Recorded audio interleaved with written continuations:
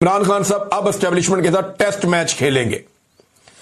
इससे पहले कभी T20 चल रहा था, कभी वनडे चल रहा था। अब ऐसा लगता है कि इमरान खान साहब ने जो पिछला ट्वीट किया है ना, जिसमें आसिम मुनीर साहब को उन्होंने लगातार टारगेट किया है और पाकिस्तान के फील्ड मार्शल आसिम मुनीर साहब के बारे में वो बातें खुलकर कही हैं जो कोई कह ही नहीं सकता। कोई लीडर कभी जुर्रत नहीं कर सकता था जैसे इमरान खान ने खुलकर बात की है। सारा इल्जाम उनके ऊपर दिया कि जनाब ये बंदा रिस्पॉन्सिबल है और ये इस वक्त मुल्क में इन्हीं का कानून सिक्का चल रहा है, जो दिल करता है वो कर रहे हैं और सब दो नंबरी हो रही है पाकिस्तान में। तो इमरान खान साहब जितना खुलकर फील्ड मार्शल आसिम मुनीर के खिलाफ बोले हैं, यहां से एक बात समझ आ रही है कि इमरान खान को जल्दी कोई नहीं है। अब वो एक लंबा टेस्ट मैच पाकिस्तान की एस्टेब्लिशमेंट के साथ खेलने जा रहे हैं। अल्लाह ताला ने इमरान खान को लंबी जिंदगी दी, अल्लाह ताला सबको अपने हिफ्ज़-ओ-मान में रखे। तो एक बात आप मेरी लिख कर रख लें कि पाकिस्तान की सारी एस्टेब्लिशमेंट मिलकर आसाब की लड़ाई में अपने सारे हमदर्दों को भी इकट्ठा कर ले, ये इमरान खान से नहीं लड़ सकते। ये इस काबिल ही नहीं है उसके सामने बोने हैं इस मामले में। आसाब की लड़ाई में इमरान खान इन सबका बाप है, वो इनसे आसाब की लड़ाई नहीं हारता। ये बात बिल्कुल क्लियर है। एक और चीज नाज़रीन मैं आपके सामने रखता हूं, और अब आहिस्ता आहिस्ता सारे एतराफ कर रहे हैं, चीजें आहिस्ता आहिस्ता बताना शुरू हो गए हैं। जैसे जरदारी साहब हैं, उनसे बात करते वो कहते जेल तो मैंने काटी है, इमरान खान साहब को तो हुआ ही कुछ नहीं। शरीफ खानदान से पूछे, वो कहते जी, कोई कहता जी फ्राई पान से हम कपड़े इस्त्री करते थे, कोई कहता जी सख्त तरीन जेल हमने काटी थी, बड़ी तकालीफ हमें हुई है। तो इसके बारे में लोग क्या सोचते हैं ये ज्यादा इंपॉर्टेंट है। यानी हर एक की अपनी अपनी कहानी है कि मैंने ये कर दिया तो मैंने वो कर दिया, या बहादुरी के बहुत बहुत बड़े दावे करने वाले लोग हैं। कई लोगों का इंतखाबी निशान जो है वो शेर है, और काम जो है वो हर दफा वो दौड़ जाते हैं, हर दफा जो है वो डील करके दौड़ जाते हैं, और डील भी करते हैं एस्टेब्लिशमेंट से जो उन्हें मारती है। यानी एस्टेब्लिशमेंट उन्हें मारती है, उसके बाद एस्टेब्लिशमेंट के साथ ही डील करते हैं। यही ट्रैक रिकॉर्ड है शरीफ खानदान का भी, और यही ट्रैक रिकॉर्ड है जरदारी खानदान का भी। इन दोनों ने हमेशा एस्टेब्लिशमेंट से मार खाई, पहले उनके साथ लड़ने की कोशिश की, लेकिन जैसे ही इनको डील ऑफर हुई इन्होंने डील की और डील करके निकल गए। ये इनका तरीका है, वारदात है, और कभी भी ये डटकर खड़े ही नहीं हुए। देखिए पाकिस्तान के लोग जो है ना वो बड़े बाशऊर है। अगर किसी को लगता है कि वो अवाम को बेवकूफ बना देगा कहानियां सुनाकर कि जनाब मैंने ये वाली कुर्बानी दी हुई है, तो मैंने ये वाली कुर्बानी दी हुई है, तो मैं इतना मजबूत आदमी हूं, तो मेरे से ज्यादा बहादुर कोई नहीं है, तो लोग बेवकूफ नहीं है। लोगों को साफ पता चलता है कि कौन बहादुर है और कौन नहीं है। तो आम आदमी पाकिस्तान का वो क्या सोचता है कि कौन सा पाकिस्तानी लीडर बहादुर है, कौन सा पाकिस्तानी लीडर है जो डील नहीं कर रहा, और क्या इमरान खान साहब जो जेल में इस वक्त मौजूद हैं वो डील कर रहे हैं या नहीं कर रहे। यानी जिस तरह की तकलीफें हमने इमरान खान साहब को जेल में होती हुई देखी है, 22-22 घंटे अंदर ही बंद कर देना सेल के अंदर। वो सेल आपको आइडिया नहीं है वो कितना खौफनाक है। वो छोटी सी जगह पे बंदे को बंद कर देते हैं अंदर, चक्की की तरह की जगह है, वो बाहर निकालते ही नहीं, 22-22 घंटे अंदर रखते हैं। कुछ 10-10 दिन आपने सुना किसी सियासतदान की बिजली बंद हो गई हो या मुलाकातें ही बंद कर दी हो, फैमिली को ही ना मिलने दे, जेल के अंदर ही ट्रायल चल रहा हो, ये जेल से बाहर लाते ही नहीं है। यानी 2 साल तक कौन सा ऐसा पाकिस्तान का सियासतदान है जिसकी ना आपने शक्ल देखी ना जिसका आपने ऑडियो सुनी। तो एक बात तो वादे हो गई कि एस्टेब्लिशमेंट के क्रॉस की अब अहमियत नहीं रही। पहले एस्टेब्लिशमेंट किसी पॉलिटिकल पार्टी पे ऐसे करके क्रॉस लगा देती थी कि जनाब ये पॉलिटिकल शख्सियत खत्म, इसके ऊपर क्रॉस लग गया, अब ये कभी नहीं आएगा।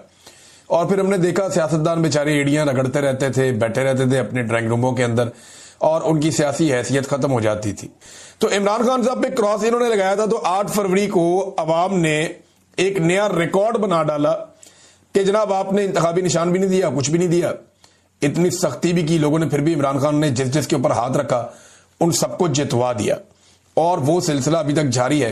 कैदी नंबर 804 जेल में बैठकर कहता है कि ये वजीर आला है, और DGISPR पेशावर जाके ऐलान करते हैं कि जनाब ऐसा कबूल नहीं है, और फिर कैदी नंबर 804 जेल से बैठकर जीत जाता है। तो सिस्टम के ऊपर तो रूल कर रहा है कैदी नंबर 804, और इस वक्त अवाम के दिलों पे भी कर रहा है। अगर अवाम के अंदर इमरान खान की मकबूलियत खत्म करनी है तो ये तरीकाकार जो एस्टेब्लिशमेंट ने अपनाया हुआ है ये तो ठीक नहीं है। इससे तो पब्लिक मजीद इमरान खान साहब के साथ खड़ी होती चली जाएगी। सबसे पहले जो इमरान खान साहब का ट्वीट है, ये बड़े लंबे अरसे के बाद इतना तफसीली ट्वीट इमरान खान साहब का बाहर आया, और ये जो ट्वीट है ये 3 ट्वीट्स के ऊपर उनकी पूरी तहरीर आई है। क्योंकि इमरान खान साहब की फैमिली वहां पे मौजूद थी, कुछ जर्नलिस्ट भी वहां मौजूद थे, वकला भी मौजूद थे, और एक समात है जो बड़ी लंबी चली है। अब उस समात में इमरान खान साहब ने जो जो बातें की वो सारी फिर रिपोर्ट की गई उनके ट्विटर अकाउंट के जरिए से।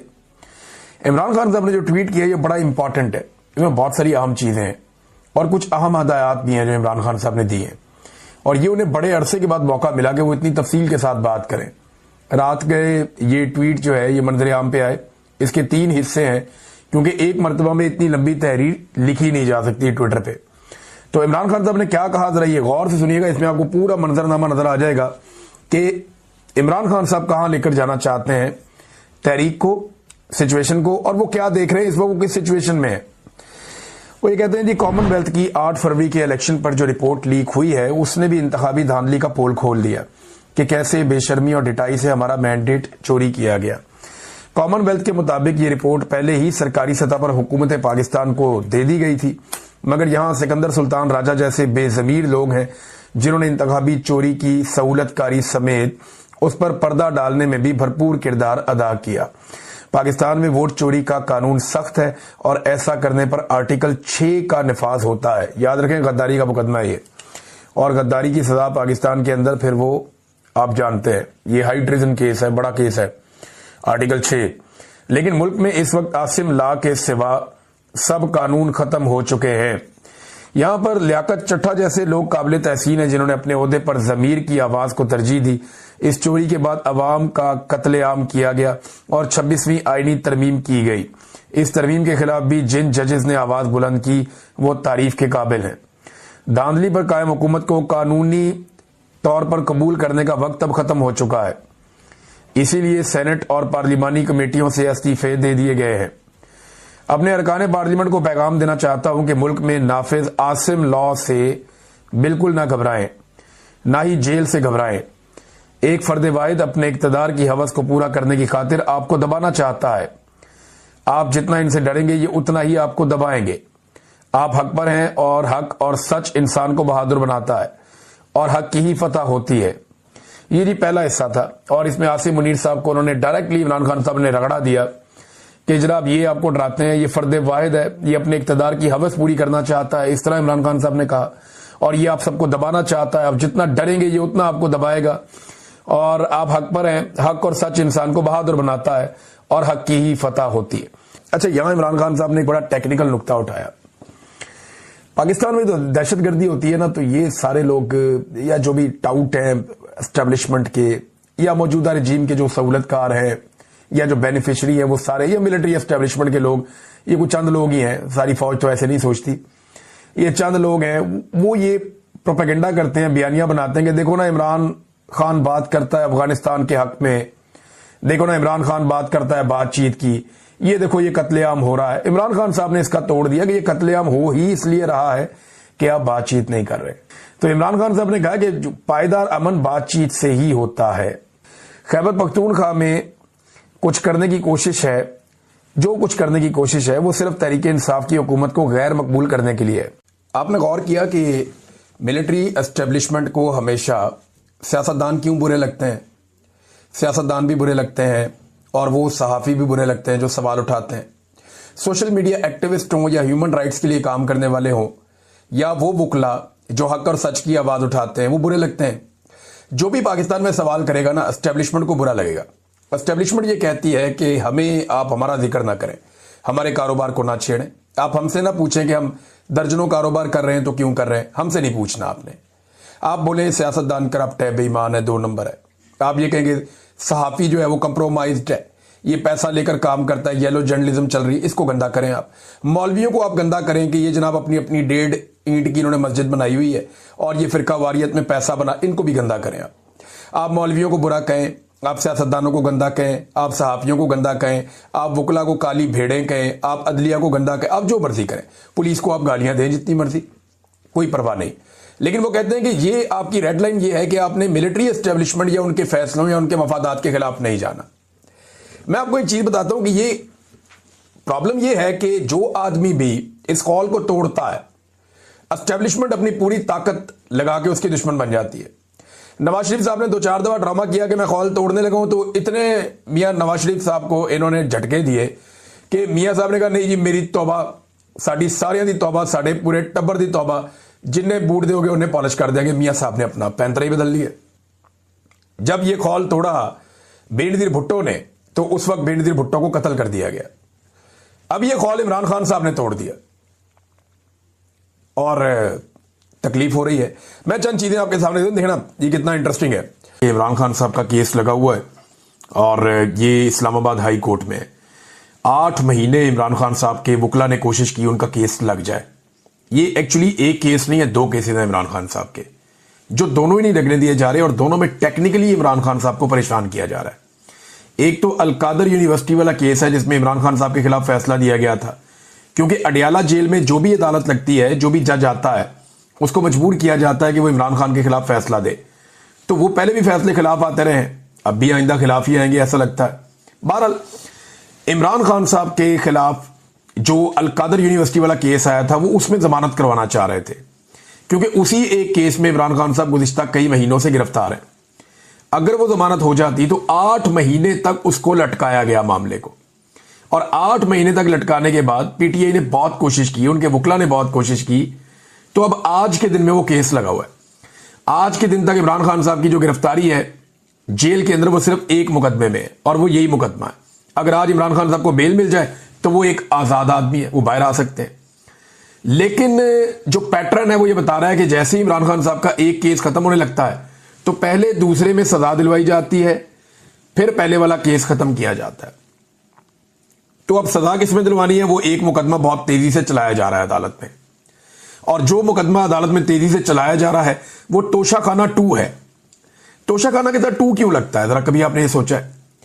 मामला यह है कि ये इमरान खान साहब पे तोशाखाना के हवाले से पहले 2 मुकदमा पहले चलाए जा चुके हैं। अब ये एक और मुकदमा है जो इमरान खान साहब के ऊपर तोशाखाना के हवाले से चलाया जा रहा है। यानी एक ही नौयत का मुकदमा है, उसको अलग अलग करके अलग अलग अदालतों में लगा के अलग अलग सजाएं दिलवाई जा रही हैं, ताकि मैक्सिमम टाइम इमरान खान साहब को जेल के अंदर रखा जा सके। इमरान खान साहब ने इसमें भी एक अपील दायर की हुई है कि जनाब ये रोका जाए ट्रायल, और ये ट्रायल नहीं हो सकता। बरियत की इमरान खान साहब ने दरखास्त दी हुई है, लेकिन वो भी केस नहीं लग रहा। अच्छा, वो केस ना लगने के पीछे भी एक लंबी कहानी है जो काफी अरसे से चल रही है। जरा थोड़ा सा आपको उसके बारे में बता देता हूं। वो ये कहते हैं, और उनके लिए भी हैरान कुन है, वो कहते हैं ये भी एक क्लासिकल केस है। तो ये केस इसलिए नहीं सुना जा रहा कि वहां पे भी इमरान खान साहब तोशाखाना 2 में फारिग होते हैं, और यहां इमरान खान साहब जो हैं वो अलकादर में भी फारिग होते हैं। तो अगर ये 2 केस उड़ जाते हैं तो इमरान खान साहब को फिर अंदर रखना सिर्फ 9 मई का कोई मुकदमा बना के मुमकिन होगा, और 9 मई के मुकदमे में सुप्रीम कोर्ट ऑफ पाकिस्तान पहले ही कह चुकी है कि इमरान खान तो गिरफ्तार थे अंदर से, और उन्होंने सुप्रीम कोर्ट के अंदर खड़े होकर कहा कि ये जो कुछ भी हुआ बाहर, ये अच्छा नहीं हुआ। उन्होंने उसके ऊपर अफसोस का इजहार किया इमरान खान साहब ने, और ये उस रिएक्शन के नतीजे में हुआ जो इलीगल एक्शन किया गया था रेंजर्स की जानिब से इस्लामाबाद हाई कोर्ट में। ये है टोटल कहानी। अब आज अदालत में क्या होने जा रहा है जाकर देख लेते हैं। 11:30 बजे अदालत में पहुंचेंगे सब लोग, कोर्ट रूम नंबर 1 में, जहां chief justice Islamabad high court और दीगर लोग ये सुनेंगे। इमरान खान साहब ने इसी चीफ जस्टिस के बारे में कहा कि इन्हें 3rd अंपायर बनाना चाहिए।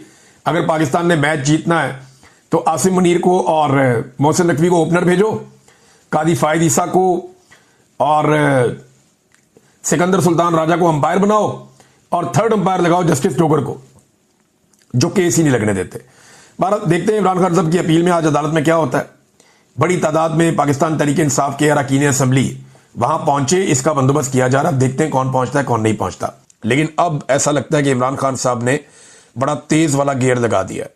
उसका रीजन यह है कि आसिम मुनीर साहब एक एक्सटेंशन और लेना चाहते हैं, और अगर उन्हें एक्सटेंशन मिल गई तो इस एक्सटेंशन के बाद अगले चंद सालों तक वो पाकिस्तान में क्या करेंगे, या पाकिस्तान तहरीक इंसाफ या इमरान खान के साथ क्या होगा, या पाकिस्तान के साथ क्या होगा, इसका कोई अंदाजा भी नहीं कर सकता। जो जुल्म जबर और फसादियत गुज़िश्ता चंद सालों से पाकिस्तान में हो रहा है, अगर वही जारी रहता है तो पाकिस्तान एक ऐसी दलदल में फंस जाएगा जिससे निकलना मुमकिन नहीं रहेगा। इमरान खान साहब का ये ट्वीट है, और उसके बाद फौरी तौर पे जब ये ट्वीट आता है तो कुछ चीज़ें हमारे सामने आती हैं। जब पता चला ना कि इमरान खान साहब ने जेल से बड़ा सख्त स्टेटमेंट दे दिया है और वो बाहर निकल आया, और इमरान खान साहब का इसके बारे में एक ट्वीट भी आने वाला है, तो 5:30 बजे के करीब एक खबर आती है कि तोशाखाना की जो समाअत है, तोशाखाना 2 केस की जो समाअत है, वो होगी अदालत में, अडियाला जेल में आज के दिन। यानी कल ये खबर आती है शाम 5:30 बजे कि समाअत होगी अडियाला में।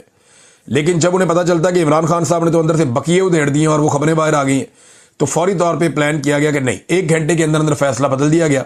6:30 बजे दूसरी खबर आई कि जनाब ये समाअत मुलतवी कर दी गई है, तो क्या ये समाअत मुलतवी करने से इमरान खान का मौक़िफ़ बदल जाएगा या लोगों की सोच बदल जाएगी? ऐसा नहीं है। ये समाअत इसलिए मुलतवी की गई है कि इमरान खान साहब का बयानिया या उनका स्टेटमेंट उसको इतनी पजीराई मिलती है कि पाकिस्तान में तमाम खबरें दब जाती हैं। लिहाजा इमरान खान साहब की खबर को दबाने के लिए या पीछे करने के लिए और ये सऊदी अरब वाला मामला जो है इस खबर को उठाने के लिए जो एक इत्तेहाद हुआ है, ये ऐसा लगता है कि ये समाअत रोकी गई है। और वैसे भी इमरान खान साहब जो हैं वो अब बड़े सख्त बयानात देना शुरू हो गए हैं आसिम मुनीर साहब के बारे में, और बहुत मुमकिन है कि आने वाले दिनों में इमरान खान साहब आर्मी चीफ की रिटायरमेंट का मुतालबा करें और जोर पकड़ जाए मुतालबा कि ठीक है जी, इनके 3 साल पूरे हो गए, जैसे भी ये 3 साल गुजरे, जो कुछ भी इन 3 सालों में हुआ, आर्मी चीफ को रिटायर कर दिया जाए और नए आर्मी चीफ लाए जाए। हो सकता है कि ये मुतालबा आ जाए पाकिस्तान तहरीक इंसाफ और इमरान खान साहब की जानिब से, क्योंकि ओवरसीज पाकिस्तानी तो अब ये करने वाले हैं। ये मेरे पास इंफॉर्मेशन है कि ओवरसीज पाकिस्तानी एक कंपेन चलाने वाले हैं कि आसिम मुनीर साहब अपना टाइम ड्यूरेशन पूरा करने के दौरान जो है, जैसे ही उनका टाइम ड्यूरेशन पूरा हो तो वो रिटायरमेंट ले लें। लेकिन अभी जो डेवलपमेंट्स हो रही हैं उनको देख के लगता है कि नहीं, आसिम मुनीर साहब एक्सटेंशन एंजॉय करेंगे, उन्हें एक्सटेंशन मिल जाएगी। इसी वजह से इमरान खान साहब का रवैया जो है वो उनके बारे में सख्त होता जा रहा है।